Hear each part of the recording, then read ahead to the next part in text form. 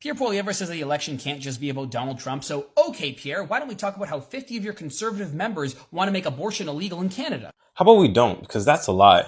And they were greenlit by the Canadian Anti-Abortion Group. Your time has come. Hey Frank, it's me again. The 50 members that you're talking about, they're simply deemed supportable by the CLC, which is the Campaign Life Coalition. Matter of fact, I'm going to debunk your lies with your article. Nowhere does it say that these 50 members are actually trying to get rid of abortion. Matter of fact, there was a survey that was sent out that reads, are there any circumstances under which you believe a woman should have access to an abortion? And only 13 out of those members actually said no, meaning that they don't think there is a reason to get an abortion.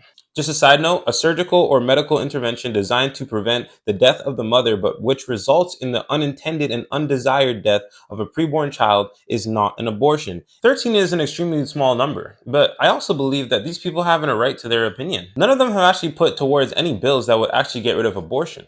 Matter of fact, there's a lot of bills that are mentioned in this article, and I'm going to debunk all of them. These bills are actually deemed anti-abortion bills, but what I'm going to show you is that these bills are actually pro-human, pro-women, and pro-children bills. Let's start with Bill C-233. Makes it an offense for medical practitioners to perform an abortion knowing that the abortion is sought solely on the grounds of the child's sex. Not only is it horrifying that you would want to stop a child's life because of its sex, we actually see the results of this in China with the one-child policy. Sex-based terminations actually cause aging and a decline in birth rates. We know this because typically it discriminates against female babies. So really, it's anti-women. Another is Bill C-225. Makes it an offense to cause injury or death to a preborn child while committing or attempting to commit an offense against a pregnant woman.